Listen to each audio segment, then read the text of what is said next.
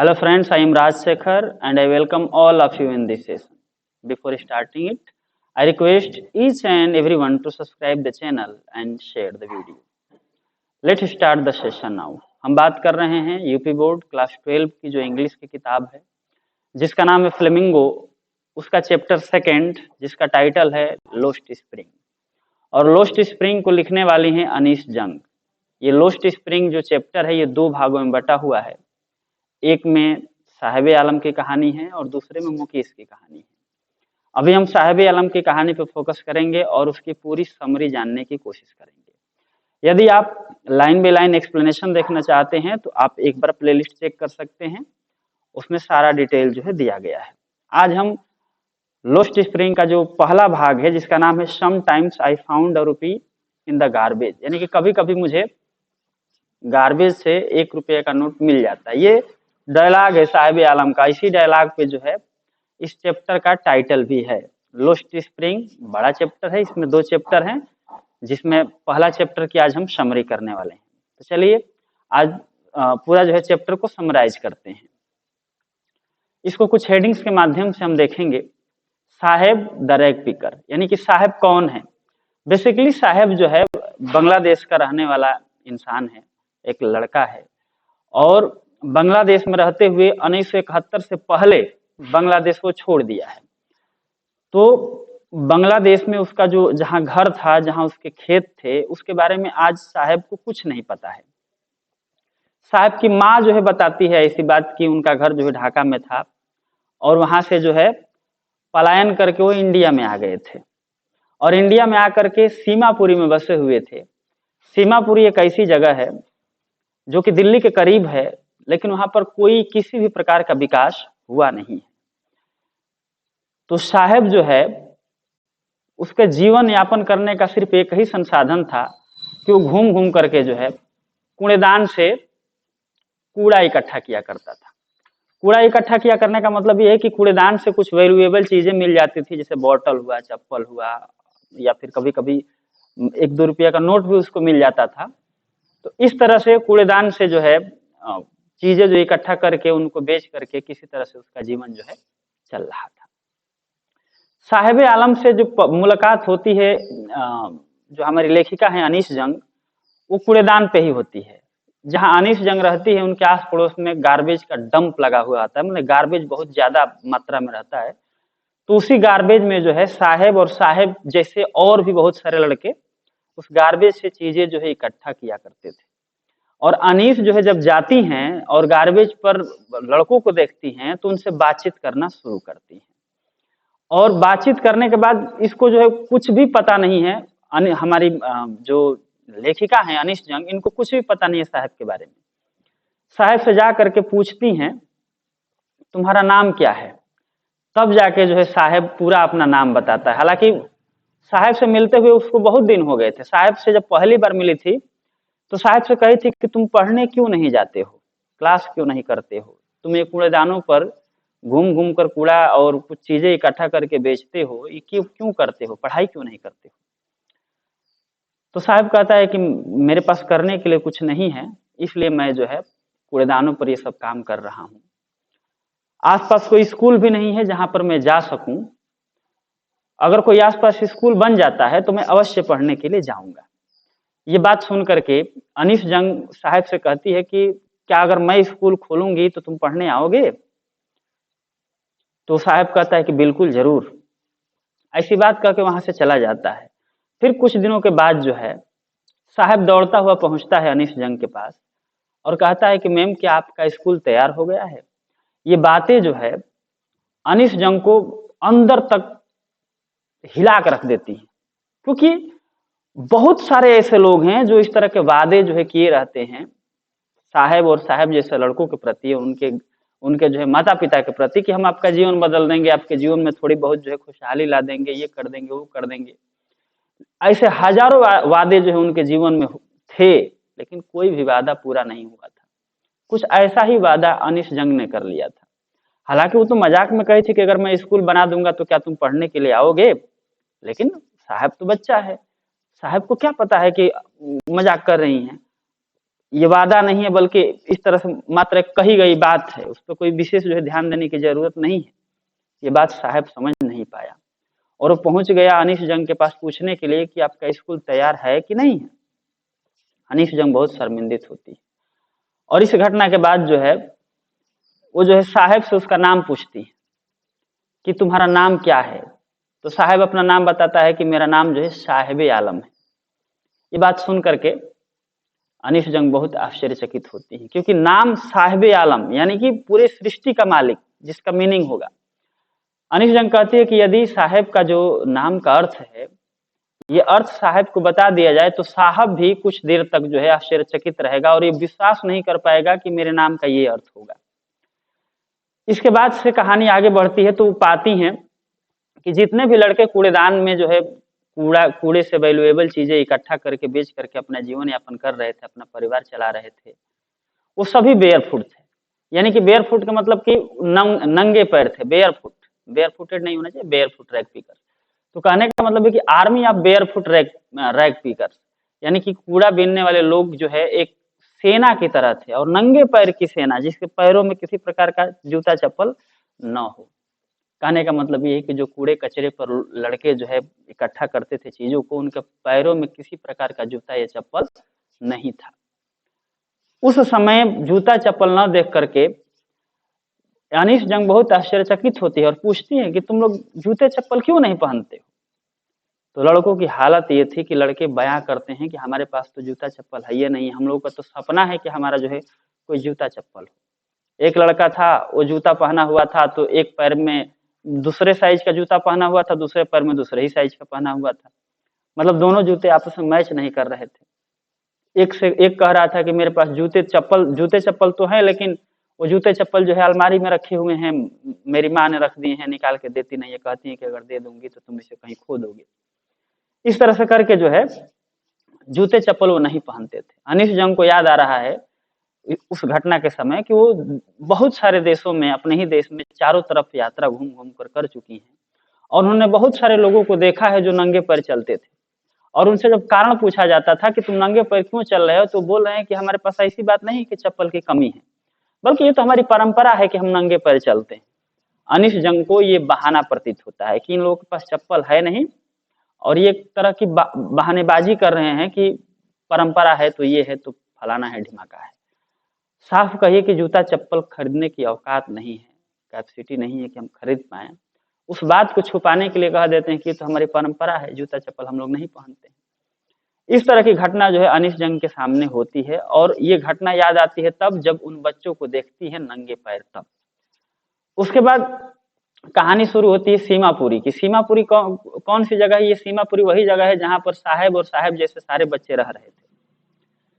सीमापुरी दिल्ली से सटा हुआ एक इलाका था जहां पर बहुत सारे बच्चे जो रहते थे जो बांग्लादेश से चल के चले आए थे 1971 से पहले और आकर के यहीं बस गए थे।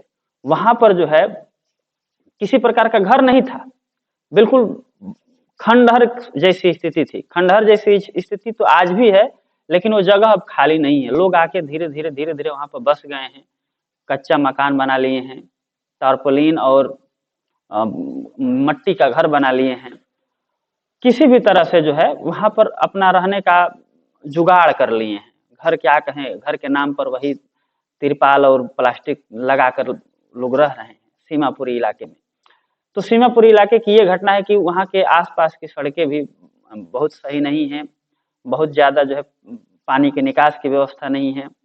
वहां पर लोगों को भरपेट भोजन तक की सुविधा नहीं है कि लोग भरपेट भोजन कर पाए। उन लोगों के, चूंकि वो बांग्लादेश से आए हुए थे तो इसलिए वो भारत के जो है सिटीजन नहीं बन पाए थे, उस तरह से कागज आइडेंटिटी उनके पास नहीं थी। तो एक बार सीमापुरी में जा करके जैसे बच्चों से परिचय हुआ है अनीश जंग का, तो इस परिचय के माध्यम से एक बार उनको सीमापुरी जाने का भी अवसर मिला बच्चों की वजह से। तो सीमापुरी में जा करके अनीश जंग कुछ महिलाओं से पूछती है जो बहुत गरीबी वाली अवस्था में थी, उनकी साड़ियां फटी हुई थी। उनसे जाके पूछती हैं कि एक बात बताइए, आप लोग जो है यहाँ क्यों आए हैं? क्या आप लोगों को यहाँ पर बेहतर जीवन लग रहा है? तो जो फटी हुई साड़ियां पहने हुए महिलाएं हैं वो बताती हैं कि हमारा जो खेत था वो हरे भरे मैदानों में था, हरे भरे खेतों के बीच हमारा घर था और वहीं हमारा खेत भी था। लेकिन जब तूफान आते थे तो खेत के साथ साथ घर भी नष्ट हो जाया करते थे, यानी कि खेत को भी नुकसान पहुंचता था और हमारे घर भी जो है ढह जाते थे, बर्बाद हो जाते थे। वहां पर हमारे हरे भरे खेत तो थे, लेकिन हमें उन खेतों से किसी प्रकार का अनाज प्राप्त नहीं हो पाता था। लेकिन आज हम यही काम करके, छोटा मोटा काम करके, चाहे कूड़ेदान से सामान इकट्ठा करना हो, चाहे किसी दूसरे के यहाँ जाके किसी प्रकार का काम करना हो, ऐसा काम करके हम थोड़ा सा पैसा अर्न कर लेते हैं, कमा लेते हैं, जिसकी मदद से हम अपना भी पेट भरते हैं और साथ साथ अपने बच्चों का तथा परिवार का भी पेट भरते हैं। और कम से कम हम शाम के समय भरपेट खाना खा करके सोते तो हैं। ये जगह उस जगह से काफी बेहतर है। उस जगह पे नदी थी, खेत था, घर था, लेकिन वहां से हमें किसी प्रकार का कोई लाभ नहीं मिलता था। हम गरीबी में ही रहते थे। गरीब तो आज भी हैं, लेकिन आज कम से कम भरपेट भोजन तो मिल रहा है। ऐसी बात जो है महिलाएं बताती हैं अनीश जंग। अब जो है यहाँ पर गार्बेज के बारे में अनीश जंग जो है बताना शुरू करते हैं कि गार्बेज का जो मीनिंग है वे छोटे बच्चों के लिए कुछ और था और बड़े बड़े लोगों के लिए कुछ और ही था।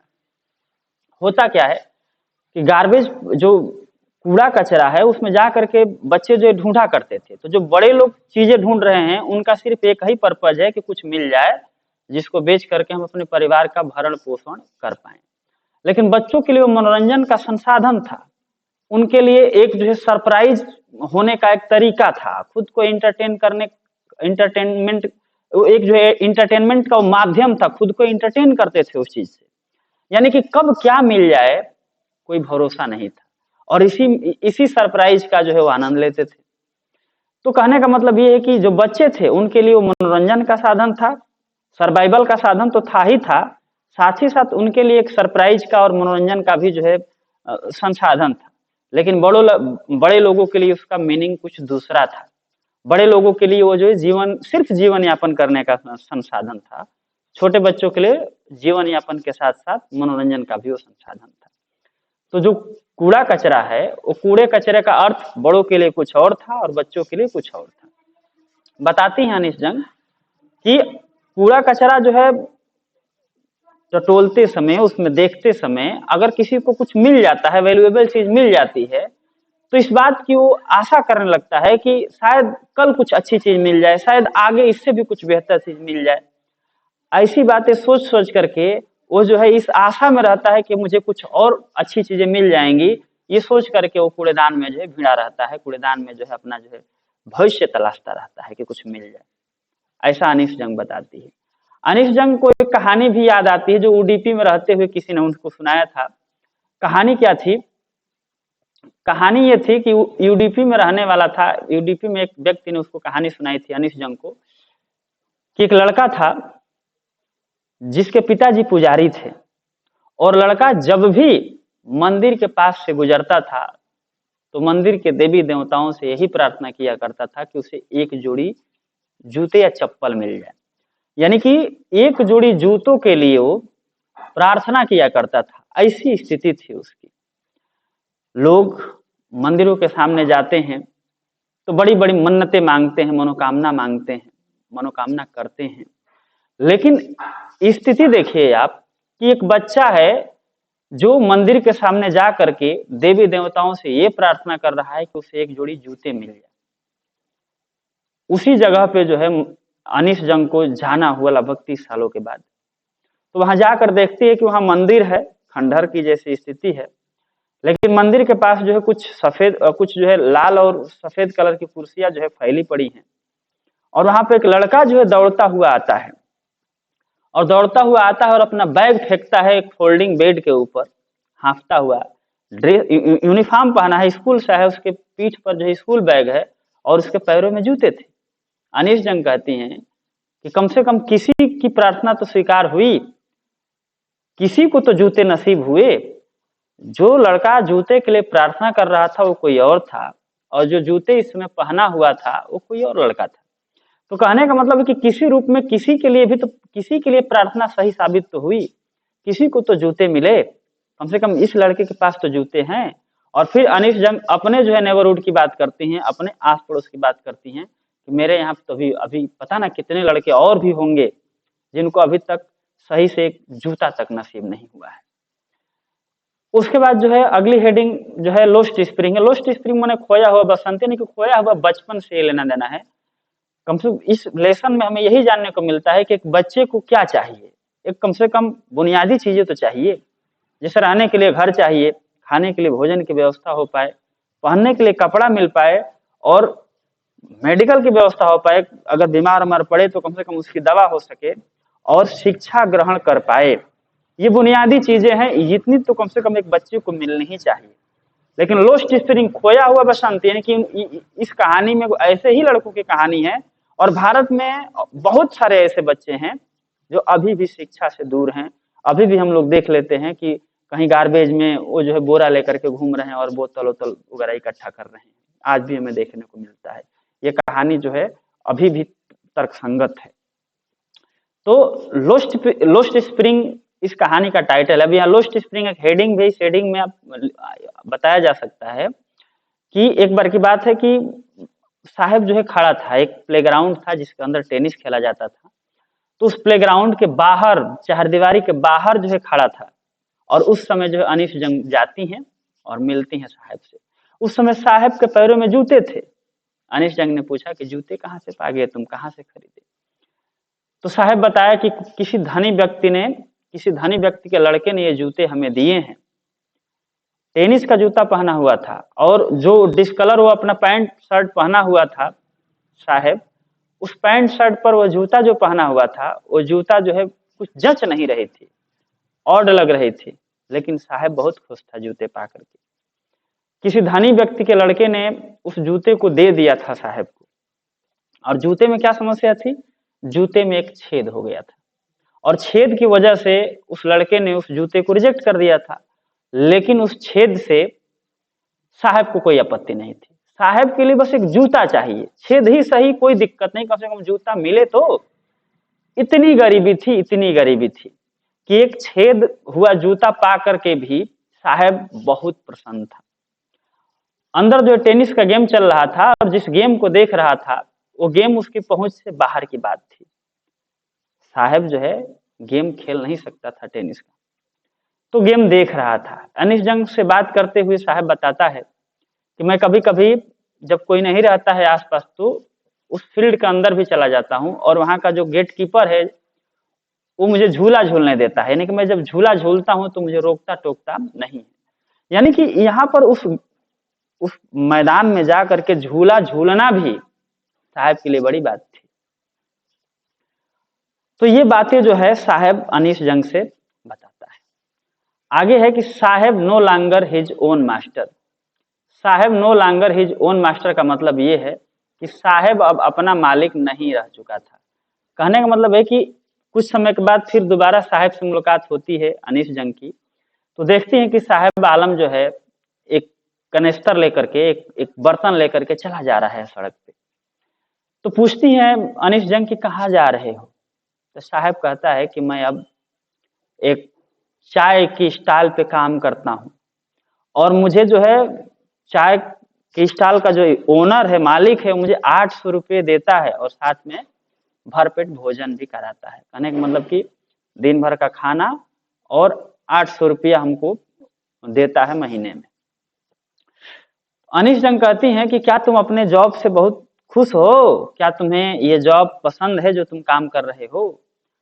कहाँ जा रहे हो? तो वो जो है कनिस्तर में दूध लेकर के जा रहा था टी स्टॉल के पास और इशारा करके वो बताया कि मैं उसी टी स्टॉल पे काम करता हूँ। लेकिन इस सवाल पे कि क्या तुम खुश हो, साहिब आलम का चेहरा जो है कांतिहीन हो गया, चेहरे का रंग उड़ गया। क्योंकि साहिब आलम अब जो है उस तरह नहीं रह गया था, उस तरह से आजाद नहीं था। अब वो किसी दूसरे का गुलाम बन चुका था, नौकर बन चुका था। अब उसको उस तरह की आजादी नहीं थी जैसी आजादी उसे कूड़ेदानों पर मिल रही थी।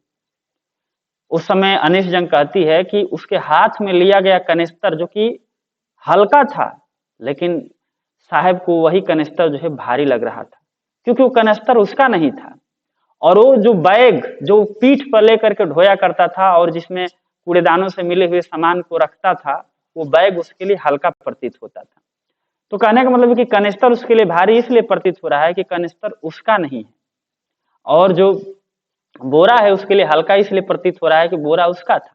यानी कि कहने का मतलब ये है कि जो साहिबे आलम है अब खुद का मालिक नहीं रह चुका था, अब वो जो दूसरे का गुलाम हो चुका था, दूसरे का जो है नौकर बन चुका था।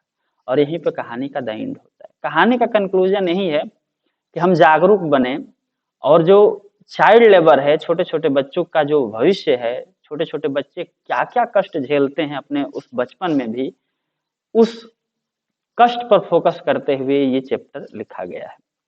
और इसका जो दूसरा भाग है जो मुकेश की कहानी है, I want to drive a car जिसका टाइटल है, तो वो मुकेश की कहानी भी कुछ ऐसी ही हो, फिरोजाबाद की कहानी हो। आपको नेक्स्ट सेशन में समराइज करेंगे उसको, तो आपको सुनने को मिलेगा।